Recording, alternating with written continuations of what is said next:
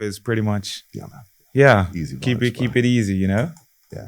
All right, well, welcome. Hey, Nhuri, thank you for having me, man. This has been a long time coming. Seriously. Welcome to the Loft. So tell me who you are and give me some background. I know I've known you for a long time, and you started to tell me your story of being a pilot. So give me some of the background into who you are, what you do, just so that everyone knows who you are. Who I am. Well, let's start off with a Bermudian that had dreams of becoming a pilot. You know, that's where the story starts for me. And, you know, I had the ability to finalize that dream, you know, and go after the dream. That's who I am. I'm somebody that sees a goal and objective, and I have to get it, you know. That's, if you have to put me in a nutshell, that's me. Being a pilot was just one of those goals. Okay. Right. Okay. And not seeing any other Bermudians at the time who were pilots obviously left a bit of a void, because I had no one to knock on the door and say, hey, you know, can you tell me how you did it? There was no roadmap and whatnot. It was just kind of a great dream. Old enough that you remember no internet? Yeah, I do remember. So no internet. There was not like I can go on your GeoCities or Google and say, okay, just whatever, like school. It was just cutting out pictures out of magazines, going down to Kennedy Field. This is around the time when How old were you when you were cutting out magazines? Like, at what point did you realize this is the career path for me? I think I always wanted to be a pilot. From my very first conscious thought. That's all I can think of. I remember being 5 and 6, where all I wanted to do was go to the airport and go see the airplanes and fly on it. Okay, it was no other alternative. Wow. Around 9 and 10, it was a time where I was living in the islands down in St. Kitts. And, you know, you were living in the islands just by happenstance, or how did you end up in the islands? My dad's from St. Kitts. Okay. And then we moved on to St. Kitts when I was 7. Okay. So I was there for 5 years and flew on Liat quite a few times. I know Liat. Yeah, I know Liat well. Yeah, my wife's from Barbados, so, you know, Liat from Barbados to St. Lucia. Yeah, of course. And that, I think, would be where my very first intention of wanting to become a pilot was started. You know, where I could actually say, you know, I'm going to the airport in St. Kitts and I'm looking at Liat, and I was able to talk to some of the pilots. You know, obviously I was a real young kid. So all they did was encouragement. And that helped fuel my fire to say, well, yeah, it is possible. The how was a whole different story. But when I did come back home, that fire just never left. Okay, I was cutting out magazines, you know, just through going to the airport stores and buying airplane magazines, cutting them, whatever pictures look cool, sticking them on my wall in my bedroom. And my cousin and I, actually, we both wanted to be pilots. So we both bounced off the ideas of thinking. So I think between him and I, we never allowed each other to think it's not possible. Yeah. And you had seen it. Yeah. Right? So you had spoken to pilots, you had seen pilots, you had been in the Caribbean and seen pilots that probably looked like you. That were flying, you know? So you had the early inspiration. And so when did you get educated and formally take it from a concept to, like, now you're taking the steps? I left Bermuda when I was 18 in pursuit of becoming a pilot. And I went to a school that said that they were about to start a flight school, and they were just awaiting the accreditation. Okay. And I said, okay, you know, this is the closest I've ever been to taking that first natural step to becoming, you know, realizing. What was the school? It was called Florida Community College in Jacksonville. Okay. However, upon arriving there, a bait and switch. They said, sorry, we didn't receive the accreditation. Okay. And weren't able to offer that program. Now, saved up all of my money, all my hard-earned, you know, 2-3 jobs, whatever I could do, but I'm there. Coming back home just wasn't an option. So I went through the program, the associate's degree program, knowing somewhere deep in my heart, you know what, I've made it this far, I've turned this door. It's gonna happen. I just need to figure out how. So I wasn't deterred by any way, shape, or form. Okay. Just coming back home, the alternative was I knew I just wouldn't become a pilot. Facts. Okay. So I said, this is your best chance, so stay out here. And through that, I talked to a guidance counselor that found a flight school, which was just about 10 miles across the river. and said, hey, it's a flight school in conjunction with the university degree program. Mm-hmm. Come from an education background, my mom being a teacher. She said, you're getting a degree. There was no option. That's it. I said, well, I get to kill two birds with one stone. Degree and I become a pilot. It's a sell. Love it. So I went for it. And that school was Jacksonville University. Okay. That's Okay. Yeah. And what was the, like, so I have zero concept. Yeah. Like, you know, I have some young daughters, and they love to go up into the cockpit. Yeah. And, you know, I see all these buttons. Half the time I think like they can't use all these buttons, right? You know, like they some of them are just for show. So take me through what it was like to, like, your first flight, you know, or what practice you had to do before you could actually take a first flight. Right. Like, give me some practical information on what it is or how it is to become a pilot. So the first thing, you have to get a medical certificate.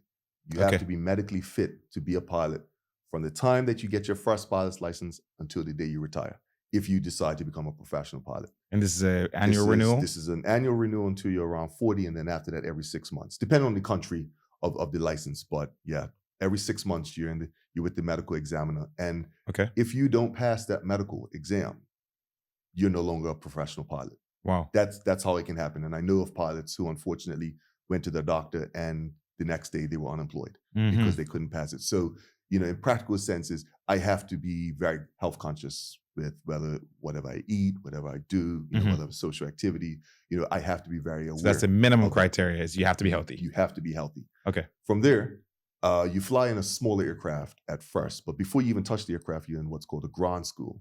Okay. That usually lasts a few months. That's where you're drinking what we call through the fire hose. They're throwing so much information at you that you're literally learning things like aerodynamics, systems, weather charts, weather theory. You're looking at regulations. You know, they're just throwing the gambit at you. Before you even touch the airplane, you have to have a sense of the theoretical expectation of what a pilot is. Okay. Then you get into the airplane, and all of that kind of just goes out the window. Out the window. Because you're so enamored by the fact that I'm about to pull this airplane off of the runway and into the air. So before you get into, this is scary to me. Yeah. So before you get into the plane the first time, do you do like a flight simulator? Do you get into like those boxes that you see on TV where the guys are going through, you know? Not necessarily. It's not a requirement. Okay. Nowadays, you know, as schooling has changed throughout the years, maybe that's a bit of a requirement. You know, they want the students to get into the simulator for a few hours just to get acclimatized to what the cockpit looks like. Okay. But no, not for me. So you go from books into a plane. That's it, with an instructor who says, hey, now we're going into an airplane with a lot less buttons than what most people are used to. Okay. It's a smaller piston aircraft that, you know, what people call puddle jumpers. All right. So you're not jumping into a 747, not a Boeing right off the jump. Okay. Okay. All right. That's what we're playing on the simulator. Okay. But no, you're not touching that for quite a while. Right? Okay. But yeah, you get into the airplane, but it all makes the same difference, because once you're in the air, you got to bring it back down to the ground, whether it's a 2,000 pound airplane or a 200,000 pound airplane. You need to get it onto the ground. Yeah. So, you know, now the instructor does something with you that I still do to this day in my career. It's called cheer flying.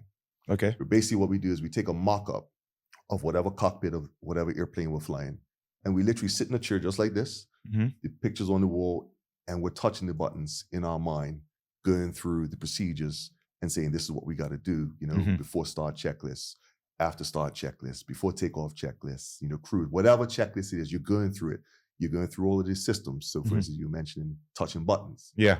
We don't use every button on the airplane every flight. It's impossible. It's not, practical. It's not going to happen. Yeah. But we need to know what that button does. Okay. Should we need to. And you need to be able to draw from your information and your theory when the time comes. Okay. So that's in short what the first lesson feels like. Jeez. Yeah. So tell me about so you're with the instructor, you're in the airplane, and you lift off for the first time. What was that like? I don't have words for it. It's, you know, when they say dreams take flight, dreams come true, you know, at the risk of sounding cliche, I mean, that's exactly what it feels like. You know, I remember the very first takeoff, and you're by yourself. I mean, when I say you're by yourself, I'm with an instructor, but there's an experience that only I can have. And any other pilot, that's the only experience that you're having. Anyone like your parents, your friends, your siblings, your relatives who have supported you, they don't get to experience that with you. So you can only share with them after you've done it. All of that's going through your mind in a millisecond. Yeah. You see the ground getting further and further away. You feel the first ounce of turbulence. And then that's when you ask yourself, okay, am I really meant to do this? Or do I want my instructor to take it back to find out, right?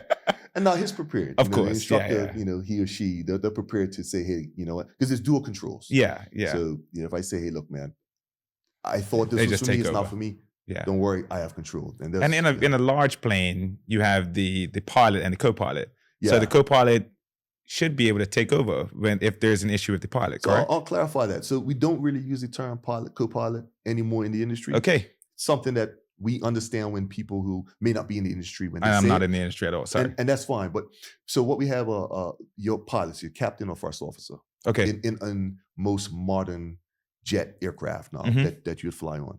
And the captain is essentially the final authority to the operation of the aircraft. Right, okay. They generally have more experience either in that airplane or maybe just in flying than the first officer. But the first officer is well equipped to be able to fly the airplane right back to the ground. Okay. So let's say, for instance, I do a flight from Bermuda to Boston, for instance, and the next flight is from Boston back to Bermuda. Generally, one of us will be the pilot flying, and the other pilot will be pilot monitoring, which means they're handling the radio calls, they're handling the fuel checks, altitude checks, and the other pilot who's flying is manipulating the controls, the airspeed, the power settings, and then you switch on the way back. Okay. So both of you are equally competent. That's right. Got you. That's right. Got you. Yeah. In the unlikely event that one of us becomes incapacitated, yes, you can't say, "Oh, well, I didn't know how to do that." And he wasn't that good. Yeah, you got to get it on the ground. Yeah, you got to both be A players. You can't have a B player. No B players. No such thing. Okay, so all right, you're in the air now with your pilot instructor who can take over the reins if necessary, and you got this inflection point where you have to decide: is this me? Yeah. Right. Yeah. So obviously you're here now, and you're a pilot. So give me you've now become the first Bermudian pilot, right? For Bermudair. Okay. There's a long history of flying in between becoming the first Bermudian. Am I correct in that? Yeah. The first Bermudian pilot for Bermudair, yeah. That's for Bermudair. Yeah. There's a long history. Like, give me some of the coolest flights that you have done. Give me some of the coolest places that you have been to, and what you would say some of your greatest experiences as a pilot. So as a pilot, I've been very fortunate to have almost flown right around the world, the entire circumference of the world. Not as a pilot for Bermuda, but just as a pilot, my professional career. I have to say, well, man, if I could break it down, let me break it down this way.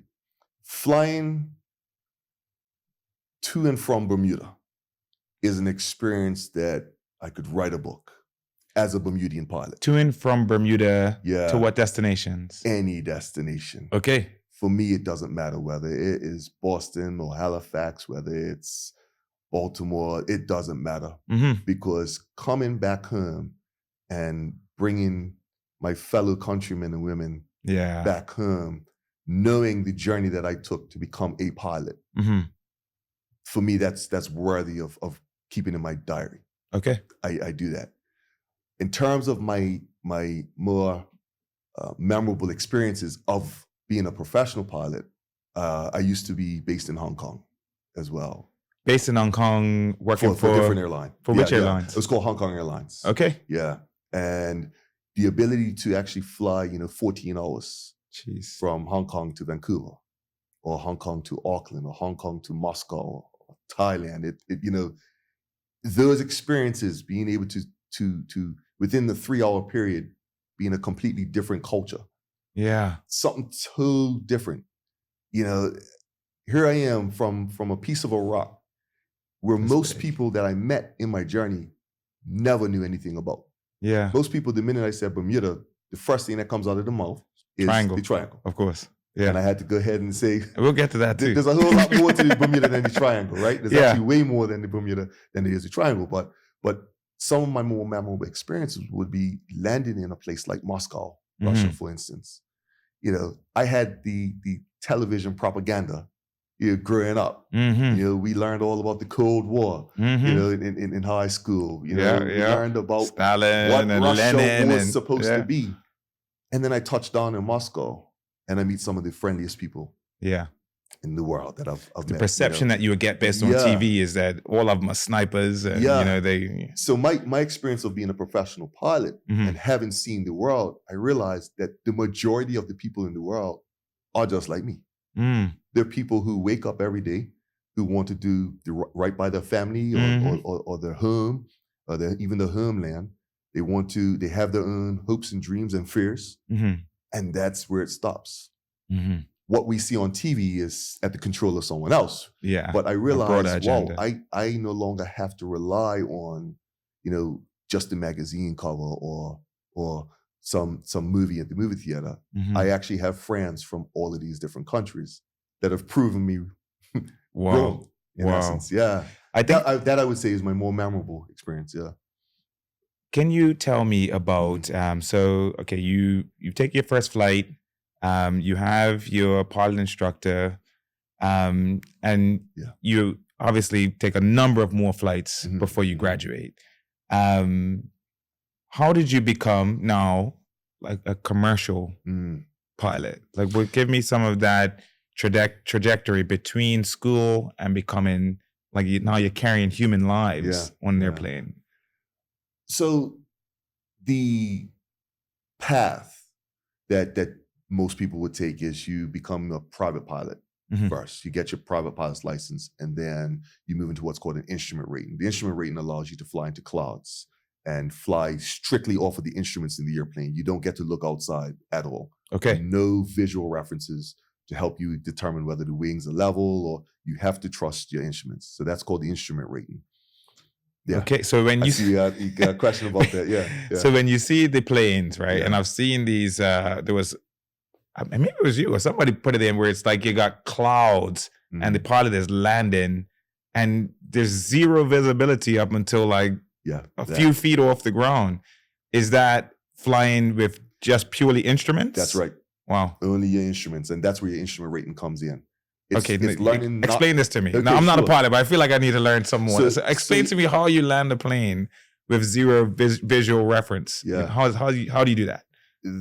There are so many complex layers to how the engineering of the aircraft and the avionics. The avionics is essentially the instrumentation. You know, we have synthetic airspeed indicators or altitude. Altimeters or attitude. Now, attitude indicators basically saying, are you wings level? Are you nose up, nose down?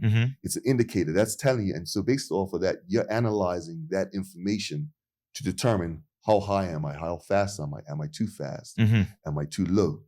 Am I in a bank when I should be straight and level? Am I pulling unnecessary G's because I'm trusting my physiological feeling? As opposed to trusting my instruments. Now that's a piece that gives a lot of students trouble. It gave me trouble. Okay. You're flying in the clouds. You have zero reference. You always feel like you're pulling to the left. The body just has this sensation that you're moving left. But your instruments are telling you, no, you're straight and level. You're doing everything you're supposed to. So now you have to tell me, I have to ignore that sensation, that natural, innate sensation, and trust that this design of what I'm looking at is going to get me on the ground safely. And well, it does. So far, so good. So moving on to your question about, you know, landing in almost zero visibility. You're following your instrument training. That's a lot of trust. So there's a lot of faith in the instruments and in your education to guide you in that process. That's right. And you have to understand the limitations of each instrument. What happens if one fails? You know, can you still process other alternative instrumentation or alternative, you know, information to get the aircraft on the ground safely? So, wow. So your first commercial flight. Now you got, you said it was, and then you get your being able to license. fly by instruments. then your commercial license. So you start private and then you move on to commercial. When you say private, you mean like a private jet or? Okay. So it's called a private pilot's license. That means that I can go rent an airplane and fly. You know, take family out for what's called the $100 burger. Okay, you know, as people do. Apparently, just take the jet, go rent the airplane. But right after the instrument rating, then you do what's called the commercial. Please tell me that you just rented the airplane and taking your family for a burger. I am. My very first flight after we get my private pilot's license, I took my mom and my youngest brother flying. That's crazy. And for the very first time, I saw my mom in a position where she could do nothing. Okay. She was no longer in control. Yeah. She has to trust her son. I saw her go through that process. Jeez. And my younger brother was fine. He was just along for a plane. Just having a good time. And I realized, hey, it's on you, Ricks. Like where did you fly for that flight? I just did what we call a traffic pattern. So I just took off, went out into like the practice area where we learned to fly. You know, we would do maneuvers and whatnot. Showed moms and little bra, you know, where, you know, oh yeah, that golf course is, you know, that's the 18th hole right there. Okay, that's the beach. Okay, look, we can see where the whales are. This was in Florida. Yeah. And then I just brought it back, you know. Wow. Yeah. That's spectacular. All right, so you got your commercial license now. Then I became an instructor. Okay. So I learned to teach people how to fly. I realized that through my love of So you could become an instructor before becoming a commercial pilot? Yeah. Okay. Yeah. That's actually a general step that most pilots take, because when you get your commercial pilot's licenses, you don't have enough hours for the airlines to hire you. Okay.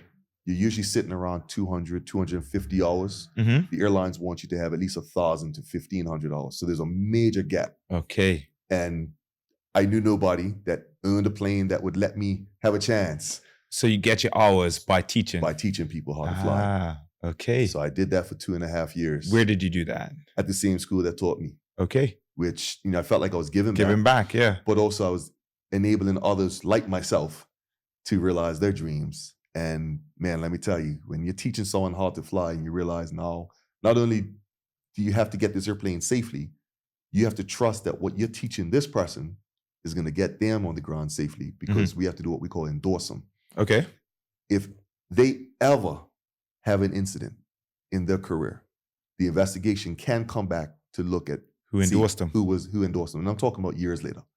For real. And they can look and see, okay, well, there's no like term limits on that. Like if someone's been flying for 7 years successfully, done major flights or whatnot, they may take that into consideration. Okay. But if through the law of primacy, they learned their landing technique incorrectly, and they've been lucky. Very extreme example here, but they've been lucky throughout their career, and then all of a sudden they hit, you know, gust of wind. They didn't correct properly. They may look to see, how were you trained, and who was your instructor? Does that instructor have a history maybe of teaching people incorrectly? Wow. So I pride myself in keeping my flight instructor certificate valid even after all these years. And, you know, I pride myself in the fact that teaching people is now a passion for me as well. Wow. In addition to living my dream of being a pilot. So now you've gone to school, you've taken your first flight, you've graduated, you've gotten your instrument license, then you're teaching. How do you get to being a commercial pilot? Yeah. So after I got the hours through instruction, I interviewed for a company called Delta Connection that was based in Atlanta, flying what's called the CRJ. Basically, it's just one of the regional jets. But it's a jet, flies up to 36,000 feet. Okay. I interviewed and passed the interview. First time, I was really proud. And they invited me to class. Now, class lasts around 3 to 4 months. Okay. And rightfully so. There's a lot of material to cover. Got the job, and now I become a first officer, flying for a company called Delta Connection up and down the southeast of Delta the US, Connection is a sub company of Delta? Of correct. Delta Airlines? That's right. Got you. Yeah. Yeah. And in that capacity, how many people are you now flying? Like how many lives do you have on your airplane? 70. So 76, yeah. Now, I've flown 76 that just seems like a big jump to me, you know, like just going from 1 to 2 1 to 2 students to 76 people. And then the most I've ever carried is 296 people. Okay. On a plane in later on in my career. But for me, one person carries the same value as 300. 100%. So when that door is closed, when I'm up front, I could have just one person back there. The same process that I follow with that one, I follow with 300. Everyone. Got you. Every time. Yeah. Wow. Yeah, man. And to the signing off on people, I mean, I know that's a big undertaking. Were there ever any students, and you don't have to name them obviously, that you did not sign off? Correct. Yeah. Yeah. Yeah. Quite a few. Wow. Quite a few. I've had to have that big brother conversation with to say, hey, I don't think you're this not ready is yet. right for you. No, I'm not even not ready. I mean, like never. This is not the career for you. And I can only imagine someone having said that to me. But I felt that there's no way in my good conscience could I sign you off knowing that you could potentially, have an unfortunate incident or accident based off of what I've seen. Wow. It's not there. So either you go back to the drawing board and reevaluate what it is that you want for your life, or if this is what you really want to do, these are the steps, the dig deep in steps that you need to take. Yeah. Wow. Yeah. So you're now operating as a commercial pilot. You have 70 up to 200, 300 people on your flight. From the early days, right? And I think this is the part that we were talking about earlier, so I want to touch into this, right? Sure. In Bermuda, specifically, and I think this is kind of carried through some of the other islands, there's a sense that there's certain careers that a lot of us get pushed into, and one of the reasons why I thought it'd be interesting to talk to you is because your career is so far removed from the normal, Yeah. Did you have support from the community, or what did people say to you? And you was like, look, I'm going to become a pilot, What was that in the early days? What did that experience? So I was very, very fortunate from my family. Not one person ever discouraged me. Okay. Not one. They said, pensively, you can do this. Because they were hoping that I wouldn't ask them how. Because then they didn't have the answer. Yeah. But they said, this is what you really want to do, son. You can do this. We will see what's out there. We'll try to make calls and try to find people, but yes, right, go for this. My contemporaries, some felt, hey, that's a joke. Yeah, it's not gonna happen for you. It's a hoop dream. Yeah. All right, Tariq. Cool. Yeah. Stop talking about airplanes now. It's not gonna happen for you. Your old man's a policeman. Your mom's a teacher. You could do construction. Just stick with that. Okay? Yeah. Strong. Flying airplanes is for them other guys. Because at the time there was no local airline, no local carrier. This is around the time when the base was occupying Kinley Field. Okay. So that was, even getting access to the airport was very different. So there was nothing in front of them where they could see me becoming a pilot. Right. And what you're going to do? You go overseas and it's not going to work for you. So I had a mixed feelings from between my family and my contemporaries. And don't get me wrong, not all. Many of them supported me. They said, hey, man, I like that. That's dreaming big. Go for it. Okay. But that was always where the conversation usually stopped. Okay. And I realized that I had to now chart my own path and be whatever trailblazer I needed to be, because they can only give me a foundation of go for it. Yeah. But they can't come along the journey. Yeah, they can't scratch any deeper. That's it. This is that was where the real work took place. Uncharted territory for them. It was. It was. So what's the importance then in thinking big picture of people being supportive? So you were fortunate to have parents that were supportive. But and I know that not everyone's got that kind of support, you know? Yeah.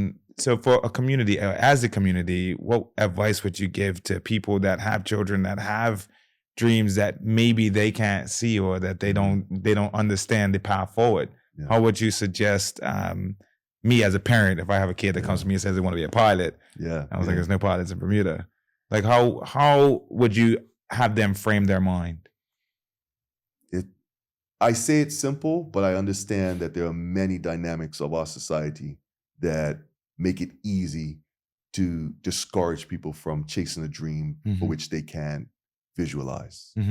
I understand that. But when I say it's simple, all I can encourage people to do is the minute anyone trusts you enough to share that they want to do something outside of the norm, that trust right there, don't abuse it by saying it's not going to happen. Empower them. That's powerful. By saying, go for it. Make it happen. Because I can tell you right now, if I was fueled in those late nights, 3 o'clock in the morning, where I really want to be at that party, but I had to study because I had a tough exam the next morning or the next few days. If all that was ringing in my brain was, no, this is not going to work for you, you're going to come back and you're not going to be successful. Yeah. If that's all I had to fuel me, who knows? I may have said maybe they were right, and I may have put down that toolkit and that dream and said, you know what, I'll come back and live a real life. But because I was fortunate to have people that supported me and said, hey, look, no, don't give up. That means a lot. That those deposits that you carry with you mean a lot. So all I can say is to people, if someone trusts you enough to share what they want to do, good. Don't abuse it. I love that. Don't abuse it. Yeah. Encourage them to go for it, because I love when people realize their dreams. I love it. For me, that's the value. So I want to get into, I guess, a couple little pieces of advice, right? So there may be, someone who's interested in going to flight school or getting educated to become a pilot. What you say would be like practical steps, top 5 practical steps to embarking on that as a career path? Because you've charted it. Sure. And there's guaranteed that there's someone that wants to follow in that path, but has zero clue how to navigate those waters. They don't have the instrument. I got you. Yeah, So I got you. Like, they don't have nice play on they that. don't have the instruments to help guide them, Yeah. Give us the practical advice for those individuals. So I want to preface my answer with the fact that, fortunately, I'm not the only Bermudian pilot. There are many of us. Some of us are just flying in other countries. By many, how many are we talking about? Many. I would say I can count right off the top of my head at least 15 of That's us. still a small amount of people. I know, but when you look at the economies of scale, you look at our country, and the fact that there are more than one. Like, I actually have somebody else in Bermuda to talk to about this career. That's still, for me, a lot. Yeah, you're right. Facts. And so I want to say that because they all feel the same way I do. In that, if there's ever somebody who wants to become a pilot, reach out to one of us. I would say that. Drop the names. Drop So them. I'm looking at Derek Anderson. Yeah. Finney Holden. My boy. Yeah. Emily Siggins. Okay. Russell Burgess. Nicholas Rose. Sebastian Brisson. We even have Carolyn Darrell who lives here. She's a pilot. Yeah. Let's see. Is Lonnie? Lonnie's a pilot. Yep, Lonnie. He has his pilot's license. He got his instructor's certificate. Some interesting facts about Lonnie too. Drop him. He used to be a banner tow pilot. Yeah. No, I don't know any other Bermudian pilots that towed banners. That's a different story in and of itself. When you say a banner tow, now you got to speak in regular English. So you're talking about the "I love you" banners that they do in Miami. The average commercial, whatever banner. Think about it. That banner is laying on the ground. Yeah, and you got to pull that weight. You have to fly, come down, hook, because it has to attach to the tail. Right? You can't take off with the banner because otherwise you just drag it and rip it out. I'm not a pilot. I'm thinking you just strap it on and then just take off. You have to take off, come back around, and then perform your certain traffic pattern, and then hook it. It's dangerous. It's a dangerous job. Let's put it that way. It's a dangerous job. You can get it wrong real fast. How does Lonnie get into hooking and snatching up? Talk to him. That's my guy. More power to him. But he is somewhere that just, he's brilliant at all the things that he gets into, I rate him, man. Yeah, I do too. So, we have 15 Bermudian or so, roughly 15 Bermudian pilots that you can reach out to them anytime. Yeah. So first point of order would be reach somebody who's done it. Now you have people who are visible. Now you can say, hey, that person has done something close to what it is that my dream has visualized. And then I'm part of a group now called the Aviators Alliance Bermuda. Okay. Where it's a not maybe I would say a membership, but it's a group of us who are like-minded. Okay. Two of the all parents, pilots? No.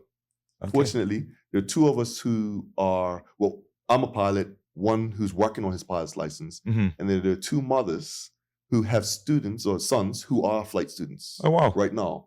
And so they're showing that, yeah, they're as mothers, they can support their sons to become pilots. So we're a group, and our aim is to put more visibility and shed more light into the aviation, not just limited to becoming a pilot, anything aviation. Okay. Engineers or traffic control, even aviation business. You know, we're a group that came together to shed a little bit of light on for those. And by shedding light, just because, you know, obviously I'm a photographer, you know, you get into film and video. What do you do to shed light? Like how does that materialize in reality? Our very first event was an information session that we held up at Bermuda College. Okay. Where we invited all the Bermudian pilots that I could think of. And by that, the professional pilots and those who had received their licenses, they may not have been professional pilots yet, but we invited them to meet us on Zoom. And then we invited the public. Anybody who had a son, daughter, cousin, brother, father who thought about becoming a pilot, we invited them all. And we anticipated maybe around 20 to 40 people. We ended up with 126. Oh, wow. Yeah. Wow. Between those who showed up to the college and those who joined online. So there's a real demand and thirst for it. It is. Wow. It is. And through that, we shared.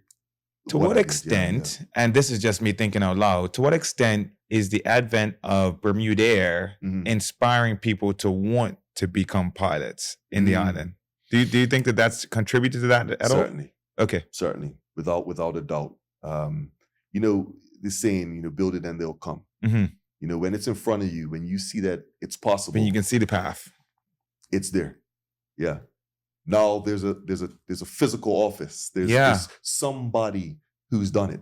Yeah. And the name itself. Bermudair, right? Yeah. You know, so you can think of myself as a Bermudian becoming an air pilot. Is the industry age prohibitive?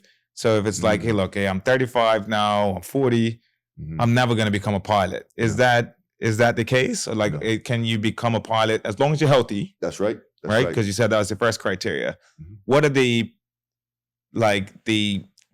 barriers to entry as it relates to becoming a pilot? So there are many different layers to having a pilot's license or have a career pilot. Okay. Some pilots just want to have their license so that way they can rent an airplane and go fly recreationally. Then you have those. That's not a thing that I would ever do. Like if you go to other parts in the world, it exists. People you just want to like, I'm renting a plane today. Yeah. So gonna hop in and just go around for a cruise. Let's go to another airport and take 4 or 5 of your best friends, depending on how big the airplane is, and we're renting an airplane and we're gonna go ahead and get, like I said, that $100 burger. And the $100 burger, you know where it comes from, right? No, I don't know. It's because the cost of the fuel and the rental is probably gonna cost at least $100. Easy. Probably more nowadays. Yeah. But that's what we call a $100 burger, because you spend that just to go ahead and eat a burger. But yeah, you get people who just want to become recreational pilots. They have, you know, they may own a business or may very well work another career, but their hobby is to be a pilot.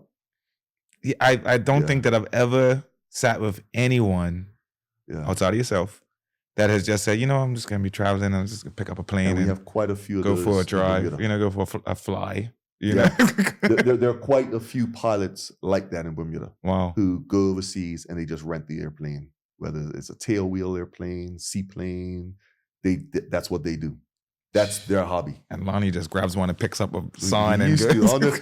I'm sure he can still do it now with a little bit of practice. Still got the skills, But yeah, for anyone who may feel like they're too old, and let's say they want to become a professional pilot, 65 is the cutoff age. That's it. To become an international commercial pilot. Yeah, right. That's it.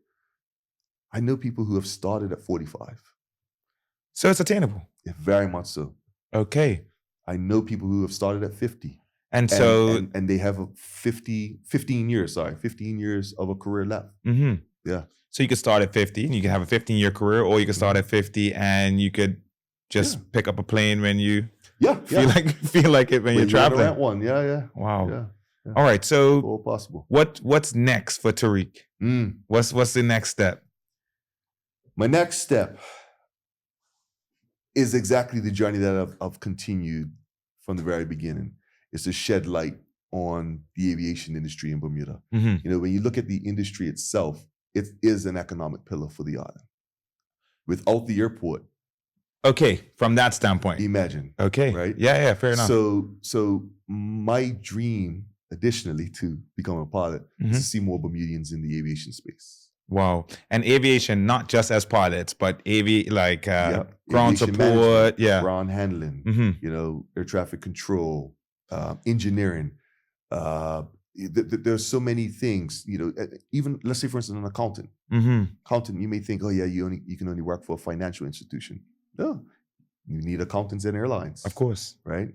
Wow. Accountants at the airport. So I want to see more Bermudians taking their position within the Bermuda aviation industry. And so, you know, and I'm not doing it alone, working alongside all of the stakeholders on the island, and very much surrounded by stakeholders who believe in, you know, innately just like me.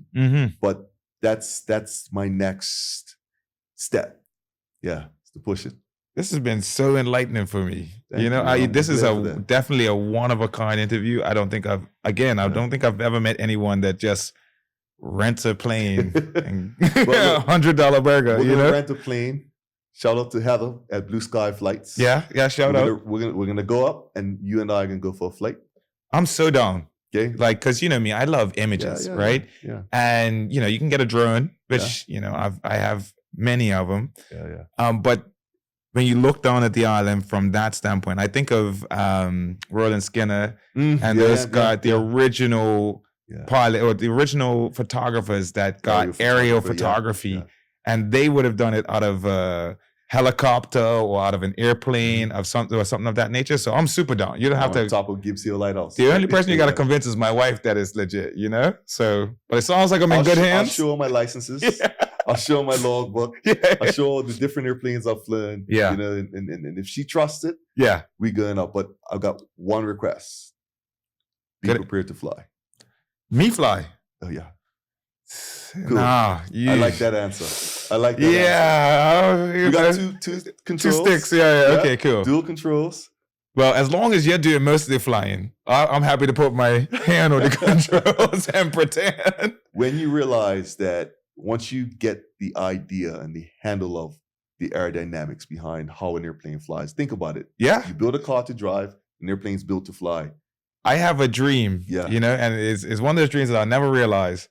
But you know how you watch like Bond and Jason Bourne and all those guys, and it's like, oh, they have to get into a plane and they have to take off themselves, you know? Yeah. I feel like I want to be able to do that if I need to.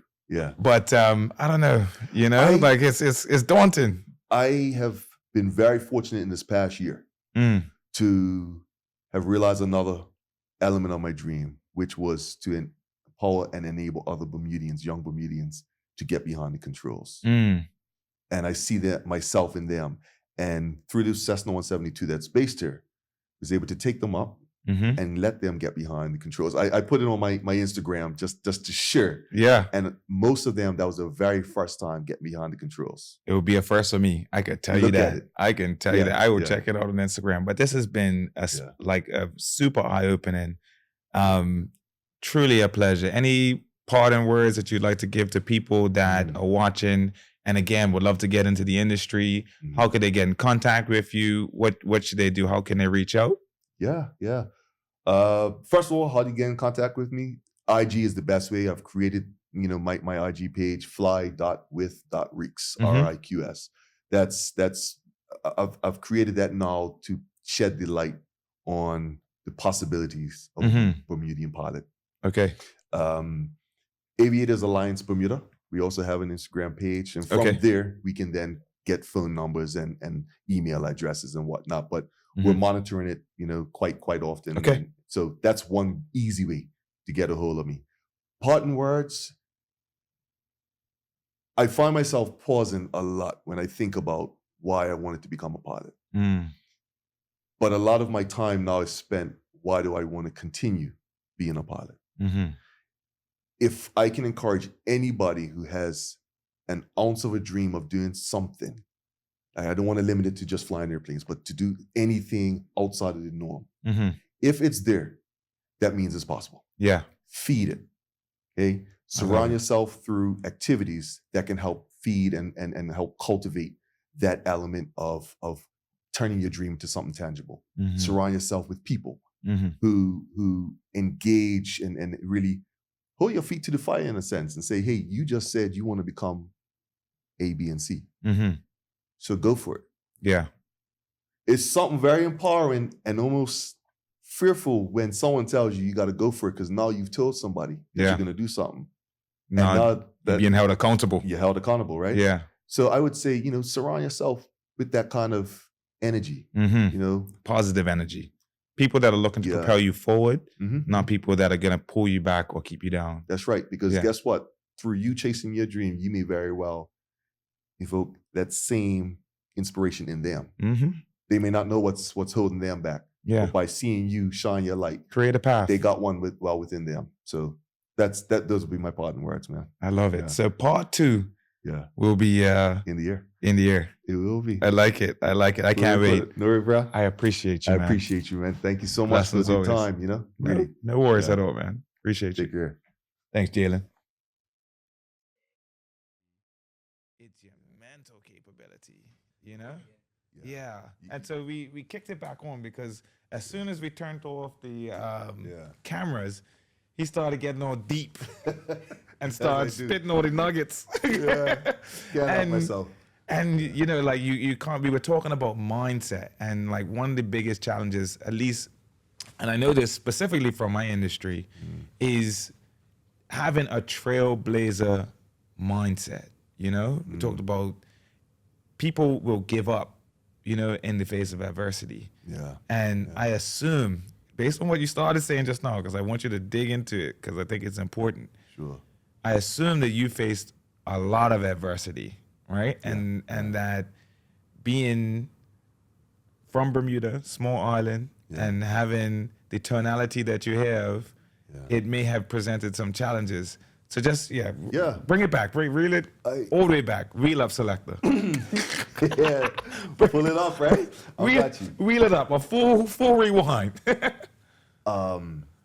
As the Bermudian who left, I still remember the Tariq that left the island at 18 in pursuit of his dream, not knowing what that would look like.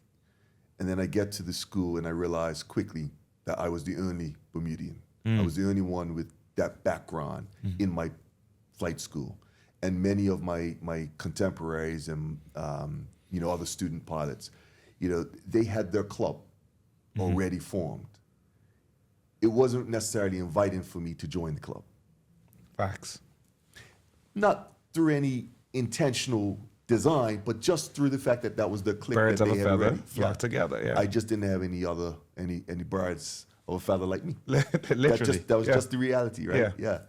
And so I had to dig deep enough in such that when I said earlier that no wasn't an answer that I could accept, the alternative was never a possibility for me. Having to accept that I may very well be a minority for the rest of my career. And in many cases, I have been, even to today. So, having the mindset to say, I want this bad enough that I'm going to make the sacrifice of not going down the path of least resistance. The having the easier, kind of pathway, saying, hey, look, I'm going to go to that party because that's what I want to do. I'm going to take a break here when I feel tired. I want you to tell me the real nugget because you're skirting it now. Okay, you're skimming it now. So we talked. You mentioned like how sometimes, and it's not all the time, you walk through the airport and being a Bermudian guy, wearing Yeah, you know, like what's the experience there, you know, and explain that to me. Throughout my career, I'm going to summarize it now, right? I remember walking through the terminal, and I had other pilots kind of look at me as if to say, "You don't fit." Mm-hmm. You know, if it was up to me, you know, you wouldn't really be here. Mm-hmm. And you feel it. Mm-hmm. Don't know if it was a certain prejudice, certain inherent bias maybe they had. You know, this is their boys' club, and that exists to today. It's being shunned a little bit more, but I came up in a time where it was very heavy, and I wasn't in the crowd. I wasn't in the club, and so my journey was a solo one, for in many respects.